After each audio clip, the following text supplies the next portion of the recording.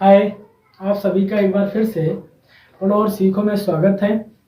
मेरा ये भरोसा है कि आप सभी लोगों ने मेरी पुरानी वीडियो देख ली होंगी। अगर आपने वो वीडियो नहीं देखी तो आप एक बार उन वीडियो को जाकर जरूर देखें। आज जो हम पढ़ने वाले हैं वो तीनों जो गुण हैं उन सबको एक ही में मेजर करना चाहते हैं, मतलब उनको एक ही में देखना चाहते हैं। साथ साथ में आप देखेंगे यहाँ पर इन सबका हम संबंध बताएंगे कि ये क्या कहता है, ये क्या कहता है और ये क्या कहता है। ये असल में किन संख्याओं के लिए लागू होता है, ये किन पर लागू होता है और ये किन पर लागू होता है, हम देख लेते हैं। संवर्त गुण ये कहता है आपसे कि आप अगर दो संख्याएं लें, आप कितनी संख्याएं लें? दो संख्याएं। दो संख्याएं का मतलब ये आपकी मर्जी है, जैसे आप लेते हैं 19 प्लस और लेते हैं आप 20। इन दोनों का आप जब जोड़ करेंगे तो हम कह सकते हैं 0 में 9 जोड़ेंगे 9, 2 और 1 3, तो आप देखेंगे 39। हम कह सकते हैं एक संख्या और लेते हैं 11 प्लस के 0 बराबर 1 में 0 जोड़ेंगे तो 1, 1 का 1। और आप एक संख्या और ले सकते हैं, हम कह सकते हैं 30 प्लस के 10 बराबर 40। आप देखेंगे हमारे पास कि यहाँ पर हमने पूर्ण संख्या ली। भाई हम जो नियम पढ़ रहे हैं वो सभी के सभी किस पर पढ़ रहे हैं? पूर्ण संख्याओं के ऊपर पढ़ रहे हैं। हम देखेंगे पूर्ण संख्या और प्लस की पूर्ण और बराबर हमारे पास जो आई है वो भी क्या है? ये पूर्ण आई। तो हम कह सकते हैं कि संवर्त गुण ये कहता है अगर आप दो संख्याओं को लेते हैं, एक पूर्ण हो और दूसरी भी पूर्ण हो, अगर आप उन दोनों संख्याओं को जोड़ें और जो जोड़ने के बाद अगर आप तीसरी जो आपका परिणाम आता है, जो आपका रिजल्ट आता है वो भी अगर आपका पूर्ण संख्या है तो आप 100% ये मानकर चलें कि उस पर संवर्त के गुण में योग पर लागू होता है, या तो हम कह सकते हैं योग पर संवर्त गुण लागू होता है। तो संवर्त गुण यही सिखाता है हमको कि अगर आप दो संख्याएं लें, उन दो संख्याओं का योग तीसरी संख्या आए और वो भी वही संख्या है जो दोनों पूर्ण हो, तो हम कह सकते हैं कि इस पर संवर्त गुण लागू होता है। जैसे आप यहाँ देखेंगे ये भी पूर्ण संख्या है और ये भी पूर्ण संख्या है, तो जो रिजल्ट आया वो भी मेरे पास कैसा आया? पूर्ण संख्या का आया। यहाँ आप देखेंगे ये भी पूर्ण संख्या है, ये भी पूर्ण संख्या है, जो रिजल्ट आया वो भी मेरे लिए क्या है? पूर्ण संख्या है। हम देखते हैं अब गुणा पर। तो गुणा पर ये कहना चाहता कि क्या आप दो संख्याएं लें ऐसी जो पूर्ण हो। हम दो संख्याएं पूर्ण लिए लेते हैं, जैसे 8 गुणा 4, 3 गुणा 2, 3 गुणा 0। अब आप देखें 8 चौक 32, 3 दूनी 6 और 3 की 0 के साथ गुणा करेंगे तो 0। तो हम कह सकते हैं यहाँ पर आप देखें ये भी पूर्ण संख्या है, ये भी पूर्ण संख्या है। इन दोनों पूर्ण संख्याओं की जब मैंने आपस में गुणा कराई तो तीसरी भी संख्या कैसी आई? पूर्ण संख्या आई। अब आप यहाँ पर देखें 3 और 2 की 2, 3 भी पूर्ण है, ये भी पूर्ण है। इन दोनों संख्याओं के आपस में जैसे ही गुणा कराएंगे तो एक पूर्ण संख्या बन रही। आप देखेंगे 3 भी पूर्ण है और 0 भी पूर्ण संख्या है। इन दोनों को आपस में जैसे गुणा कराएंगे तो 0 आ जाएगा, बल्कि 0 भी मेरा कैसा है? पूर्ण है। तो हम कह सकते हैं कि गुणा में हमने देखा अगर आप दो संख्याएं लें, दोनों संख्याएं आपके पास पूर्ण हैं तो 100% उन संख्याओं का गुणनफल भी जो आपका आएगा वो भी पूर्ण संख्या आएगा। तो हम कह सकते हैं कि संवर्त गुण में गुणा पर यह नियम लागू होता है कि अगर आप दो संख्याएं लेते हैं, दोनों संख्याएं आपकी पूर्ण हैं, तो आने वाला जो रिजल्ट है, जो परिणाम है, वो 100% आपका पूर्ण संख्या होगी। हम देख लेते हैं घटाना पर।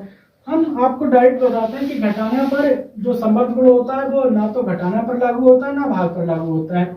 वो क्यों नहीं लागू होता हम एक बार बता रहे हैं आपको। जैसे 18 और -4, तो आप देखेंगे हमारे पास ये 14।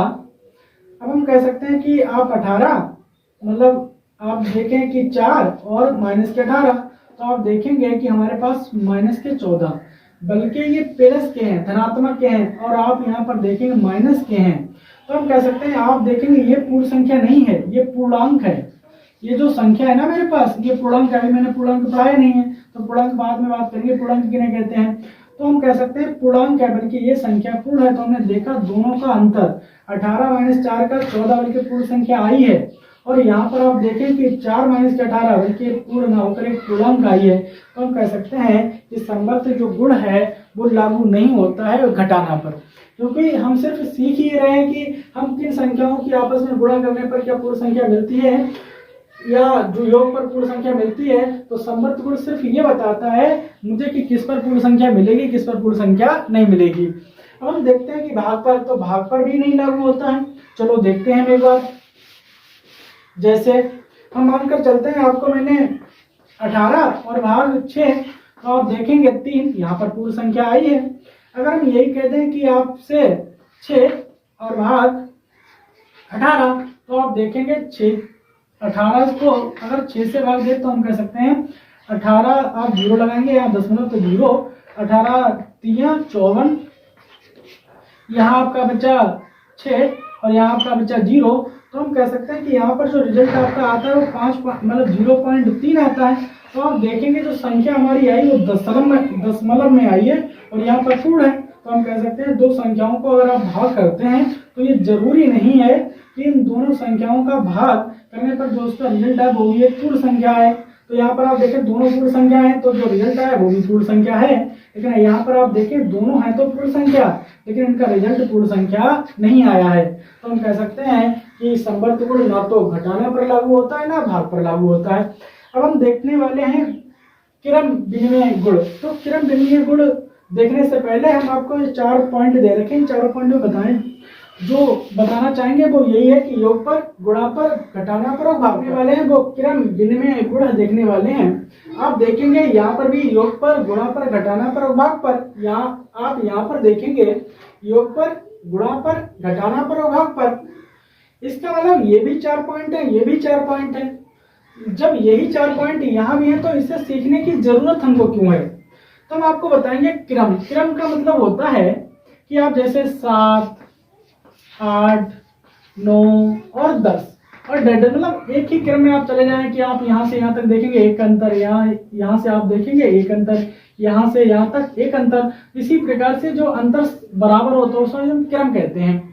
विनिमय का मतलब होता है जब इन क्रमों को पलट दिया जाए। जैसे अगर हम कहते हैं यहाँ 8, 7, 9, 11, तो आप देखेंगे यहाँ पर कोई क्रम नहीं है। आप देखेंगे 8 से 7 एक कम हो रहा है, बल्कि यहाँ 2 बढ़ रहा है, यहाँ भी क्या हो रहा है 2 बढ़ रहा है। तो हम कह सकते हैं यहाँ पर कोई नियम नहीं है।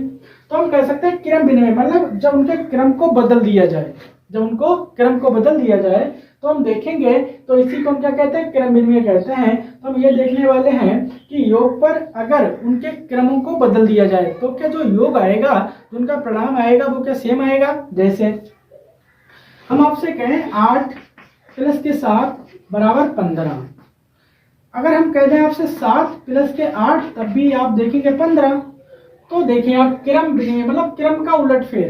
तो हम कह सकते हैं आप पहली संख्या देखें यहाँ पर 8 है, यहाँ पर आप देखें दूसरी संख्या 7 है, तो हम कह सकते हैं इन दोनों का योग जब मैंने किया तो 15 आया। हम देखते हैं यहाँ पर दूसरी संख्या मैंने पहली बना ली और जो पहली थी उसे दूसरी बना ली, और जैसे ही मैंने इन दोनों का योग किया तो तब भी मैंने देखा 15। तो हम कह सकते हैं क्रम विनिमय से ये पता चलता है हमको कि अगर आप दो संख्याएं जोड़ते हैं आपस में तो आप उनको किसी भी क्रम में जोड़ दें तो जो उनका परिणाम आएगा उन पर कोई प्रभाव नहीं पड़ेगा कि हमारे पास 8, 7, 15 होते हैं या तो फिर 7, 8, 15 होते हैं। ये अच्छी तरीके से मुझे क्रम विनिमय से पता चलता है कि कोई भी संख्या किसी आधार पर जोड़ने उन पर कोई भी प्रभाव नहीं पड़ता है। हम देख लेते हैं गुणा पर। चलो गुणा देखने से पहले एक और एग्जांपल ले लेते हैं। जैसे मानकर चलते हैं कि आप 19 प्लस के 17, तब आप देखेंगे 9 और 7 16, 1 1 2 और 1 3 36। और हम आपसे कह दें 17 प्लस के 19, तब भी आप देखेंगे 36, क्योंकि 9 7 16, 1 1 2 और 1 3। आप देखें यहाँ पर भी 36, यहाँ पर भी 36, लेकिन आप देखेंगे जो पहली संख्या यहाँ पर कैसी वो दूसरी, यहाँ पर देखेंगे जो दूसरी संख्या वो यहाँ पर है पहली। तो हम कह सकते हैं कि आप कह सकते हैं यहाँ पर क्रम बदल दिया मैंने। देखो 19 17, तो हमने पहले यहाँ 17 रख दिया बाद में 19, लेकिन जो परिणाम आया वो कैसा आया, वो सेम आया। तो हम कह सकते हैं क्रम विनिमय गुण ये कहता है हमको कि आप अगर संख्याओं को जोड़ते हैं उनमें अगर आप उलट फेर कर देते हैं कि कोई भी संख्या पहले जोड़ देते हैं, उसके बाद कुछ दूसरी संख्या जोड़ते हैं, या पहली दूसरी बार, दूसरी को पहली बार जोड़ देते हैं, उन पर किसी भी प्रकार का कोई प्रभाव नहीं आता है।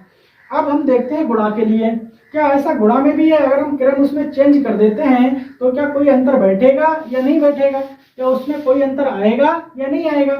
हम चेक कर लेते हैं, जैसे 3 गुणा 5 बराबर आप देखेंगे 15।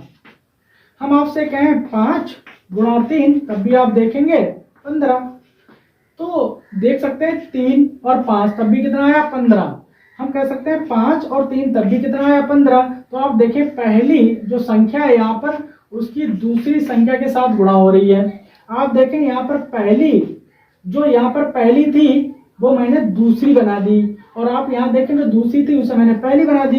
तो आप देख सकते हैं इन दोनों संख्याओं को आपस में गुणा करने पर रिजल्ट कैसा आ रहा है, सेम। तो हम कह सकते हैं कि क्रम विनिमय ये और बताता है हमको कि गुणा में भी ऐसा है। अगर आप गुणा में कोई भी संख्या लेते हैं और आप उनको क्रम चेंज कर देते हैं, जैसे आप मानकर चलते हैं कि 7 गुणा 3 तब भी आप देखेंगे 21, और आप करते हैं 3 गुणा 7 तब भी आप देखेंगे 21। तो हम कह सकते हैं क्रम विनिमय में आप किसी भी प्रकार की कोई भी गुणा करते हो, अगर आप उन दोनों संख्याओं में आपस में गुणा करना चाहते हैं तो चाहे आप पहली संख्या को दूसरी संख्या के साथ, चाहे आप दूसरी संख्या से पहली संख्या के साथ, अगर आप आपस में गुणा करते हैं तो आपको जो रिजल्ट मिलेगा वो सेम मिलेगा, जो आपको परिणाम मिलेगा वो सेम मिलेगा, कोई भी उस पर अंतर नहीं बैठेगा। तो हम कह सकते हैं क्रम विनिमय गुण योग पर लागू होता है, गुणा पर लागू होता है। अब हम घटाना पर चेक कर लेते हैं कि घटाना पर लागू होता है या फिर ये नहीं होता है। जैसे आप देखेंगे 18 माइनस के 5 बराबर हम कह सकते हैं 13। अब इनका क्रम चेंज कर देते हैं, 5 माइनस के 18 तो आप देखेंगे माइनस के 13। तो हम कह सकते हैं यहाँ पर आप देखें और यहाँ पर आप देखें ये धनात्मक के हैं और ये मेरे कैसे हैं ऋणात्मक के। तो हम कह सकते हैं क्रम विनिमय गुण घटाना पर लागू नहीं होता है। इसके साथ साथ ना तो ये भाग पर लागू होता है, ये तो हम कल आपको बता चुके हैं। अब हम बढ़ते हैं सहचारिता गुण की तरफ। सहचारिता गुण होता क्या है पहले उसकी बात कर लेंगे। हमने आपको बताया संबंध गुण, क्रम विनिमय गुण। तो क्रम विनिमय गुण क्या था, दो संख्याएं ली, इनको दोनों आपस में मैंने अलट पलट करके देखा, दोनों का सेम आंसर आया तो हमने देख लिया कि क्रम विनिमय पर योग पर लागू होता है और गुणा पर लागू होता है, लेकिन ये भाग पर लागू और घटाना पर नहीं होता था। यहाँ पर भी देखा मैंने, योग देखा मैंने, योग पर लागू होता था और ये गुणा पर लागू होता था, लेकिन ये ना तो घटाना पर ना तो ये भाग पर लागू होता था। ना यहाँ पर घटाना पर और ना भाग पर लागू होता था। तो हम कह सकते हैं यहाँ पर ना घटाना पर लागू हो रहा था ये और ना भाग पर। क्या यहाँ पर भी ऐसी बात है कि यहाँ पर भी सिर्फ योग पर और गुणा पर लागू होता है, घटाना पर और भाग पर लागू नहीं होता है? हम चेक कर लेते हैं कि सहचारिता गुण क्या इन दोनों गुणों की तरह भी ये प्रदर्शित करता है कि घटाना पर और भाग पर ये गुण लागू नहीं होता है। तो हम देख लेते हैं सबसे पहले योग पर। एक बात और ध्यान रखना, हम जो यहाँ पर बात करेंगे वो यहाँ पर तीन संख्याओं को लेकर बात करेंगे। यहाँ पर जो हमने बात करी थी दो संख्याएं लेकर बात करी थी, दो संख्याओं लेकर बात करी थी। यहाँ पर जो हम बात करने वाले हैं वो तीन संख्याओं को आपस में बात करने वाले हैं। जैसे मैंने आपको बताया है 7 प्लस के 3 प्लस के 4, इन दोनों को ब्रेक में बंद कर दिया। फिर हम बात करते हैं 7 प्लस के 3 प्लस के 4, इन दोनों को इस प्रकार आप देख सकते हैं यहाँ पर कि हम दो संख्याओं को पहले योग करके देख लेते हैं। 7 3 10 प्लस के 4 10 और 4 14। यहाँ आप देखें 7, क्योंकि आपको पहले मैं बता चुका हूँ कि सबसे पहले आप ब्रैकेट को हल करेंगे तो 4 और 3 7, 7 और 7 14।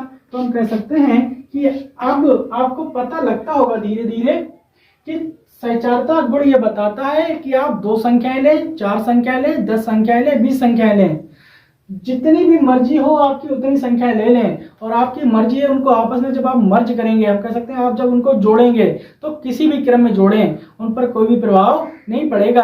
आपका ये रहा। चलो हम दूसरा एग्जांपल ले लेते हैं, उसमें चेक करके देख लेते हैं क्या ये यही बताता है कि आप कितनी भी संख्याएं लें उन पर कोई प्रभाव नहीं पड़ेगा। जैसे 8 प्लस के 19 और प्लस के 20, यहाँ पर हम कहते हैं 18 प्लस के 19 और प्लस के 20, यहाँ चेक कर लेते हैं।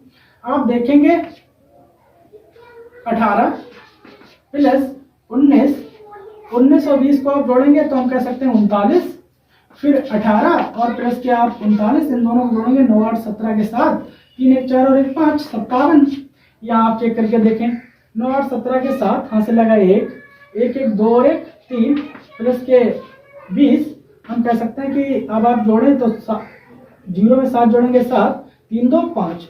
आप देखें यहाँ पर भी 57, आप देखें यहाँ पर भी 57, ये दोनों कैसे हैं बराबर।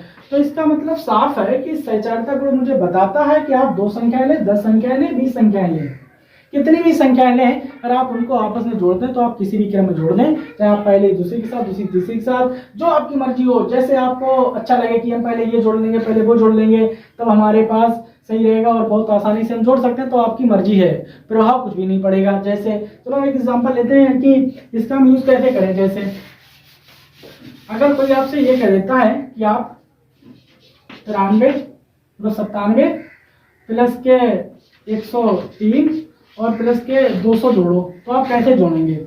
हम कह सकते हैं कि अगर आप जोड़ें तो इनको सबको आप वैसे जोड़ेंगे, लेकिन हम कह सकते हैं कि अगर 97 में 3 जोड़ दिए जाए, मतलब 97 में अगर 103 जोड़ दिए जाए तो हम कह सकते हैं डायरेक्ट आएगा 200। कैसे भाई, 3 और 7 10, 10 का सिफर, और आप कहेंगे 9, 9 में 1 हासिल, 10, 10 का सिफर हासिल लगाए और 1 1 2 और प्लस के आप 200 कर दें तो हम कह सकते हैं आपके पास कितना आ गया, 400 आ गया। देखो है आराम आपको। जैसे हम चलो दूसरी संख्या लेते हैं, 2002 प्लस का 198 प्लस के कितने। अब हम चेक कर लेते हैं कि इस संख्या को कैसे जोड़ेंगे। तो मैंने आपको बताया कि आपकी मर्जी है, जो आपको अच्छा लगे वो आप जोड़ दें। तो आप देखेंगे यहाँ पर 2002, यहाँ आप देखेंगे 198, यहाँ 198 हम कह सकते हैं सिर्फ मात्र 2 कम है 200 में, यहाँ पर 2 ज्यादा है, तो इन दोनों को जोड़ लेंगे तो हमारे पास कितना आ जाएगा, 8 2 10 का सिफर, 9 और 1 10 का सिफर, 1 1 2 और 0 और 2 का 2, तो हम कह सकते हैं 2200, और 2200 में आप 37,32 जोड़ दें। तो कैसे जोड़ेंगे, 2 का मतलब आप देखेंगे 2 0 2 3 0 3 0 2 2 7 2 9 और 3 का 3, तो हम कह सकते हैं 39,232।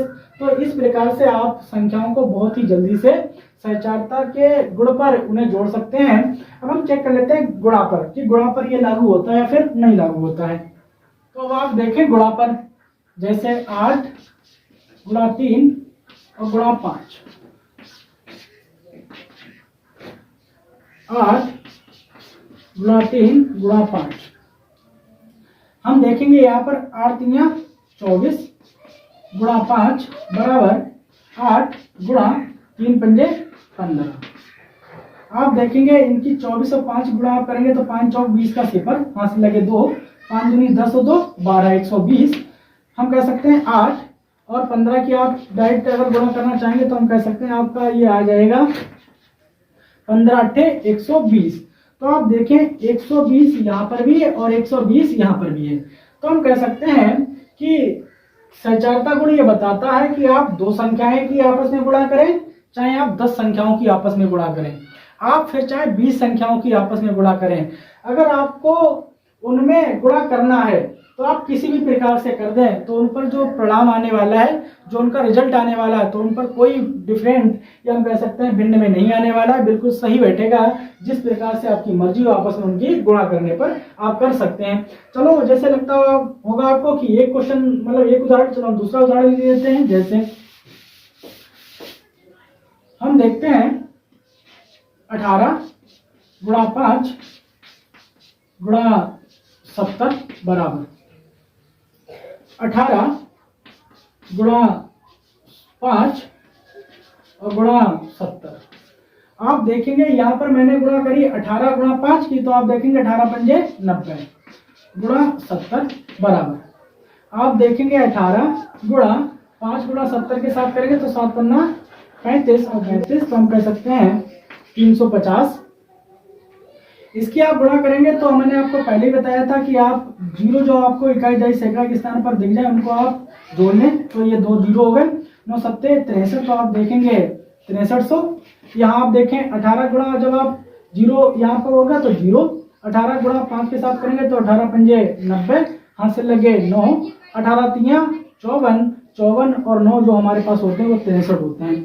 तो हम कह सकते हैं कि इसका और इसका जो, तो हम कह सकते हैं ये और ये दोनों कैसे आए, सेम। तो हम ये देख सकते हैं कि सहचारता गुण मुझे ये बताने का प्रयास करता है कि आपकी मर्जी है, चाहे आप पहली संख्या के दूसरी संख्या के साथ गुणा कर दें या दूसरी की तीसरी संख्या के साथ गुणा कर दें, जो आपका रिजल्ट आएगा, जो आपका परिणाम आएगा वो सेम आएगा, बिल्कुल अलग अलग नहीं आएगा। यही बताने का प्रयास बार बार क्या करता है, सहचारता गुण बताने का प्रयास करता है।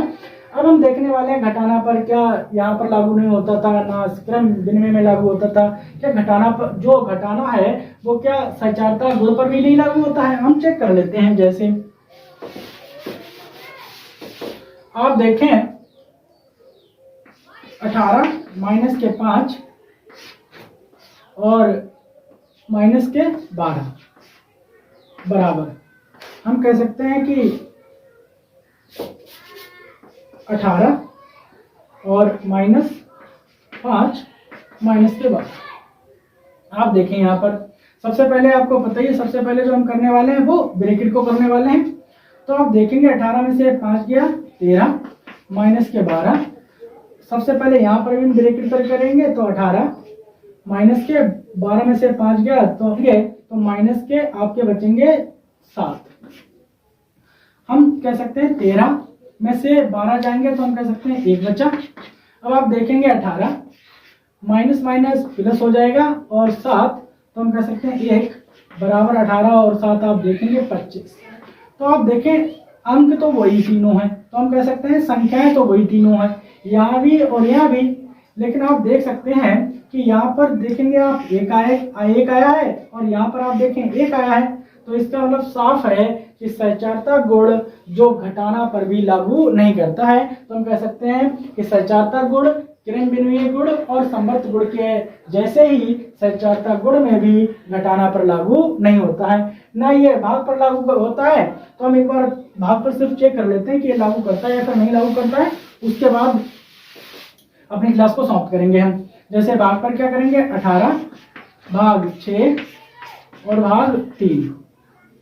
हम देख लेते हैं यहाँ पर 18 भाग 6 और भाग 3। यहाँ आप देखें 6 तियां 18 भाग 3 बराबर 18 भाग 3 दूनी 6। आप देखेंगे 3 एकम 3, हम कह सकते हैं यहाँ पर 18 भाग 2 तो 1 बराबर 2 की भाग 18 लिया करें तो हम कह सकते हैं 2 नेम 18। तो आप देखेंगे यहाँ पर 1, यहाँ पर आप देखेंगे 9। तो हम कह सकते हैं कि सहचारता जो गुण है वो भाग पर भी लागू नहीं होता है, ठीक उसी प्रकार जिस प्रकार क्रम विनिमय गुण पर और समवर्त गुण पर। तो मेरा ये भरोसा है कि आप सभी लोग अब ये तीनों नियम बहुत ही अच्छी तरीके से समझ गए होंगे और ये तीनों गुण क्या क्या कहना चाहते हैं वो भी समझ गए होंगे। अब हम कल मिलते हैं इसी टाइम, आप इसी प्रकार मेरी क्लासों को देखते रहिएगा और आज हम चलते हैं। जय हिंद, जय भारत।